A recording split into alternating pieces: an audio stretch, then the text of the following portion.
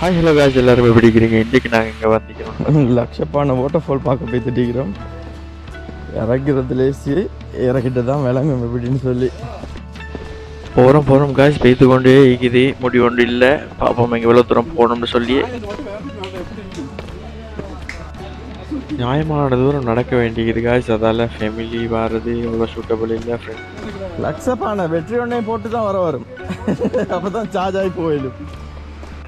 கால் நடுங்குதா? ஏறக்கிட்ட அப்போ எப்படி நடுங்கும்? அப்போ ஏறக்கிட்ட எப்படி நடுங்கும் வைக்குமே? அதோ தெரியுது, இங்கேருந்து பார்த்தா விளங்குது. வாட்டர் ஃபால்ஸ் வந்துட்டோம்னு நினைக்கிறேன் கிட்ட. ஆனால் பார்க்க கிட்ட நல்லா தான் நீக்குது. அந்த டயர்டும் விளங்குது இல்லை. வாங்க கிட்டே போயிட்டு பார்ப்போம் எப்படின்ட்டு. லக்ஷப்பான வாட்டர் ஃபால்ஸுக்கு வந்துட்டோம். நாங்கள் என்ன செய்வோம்னா ட்ரோன் வியூ பார்ப்போம். வாங்க.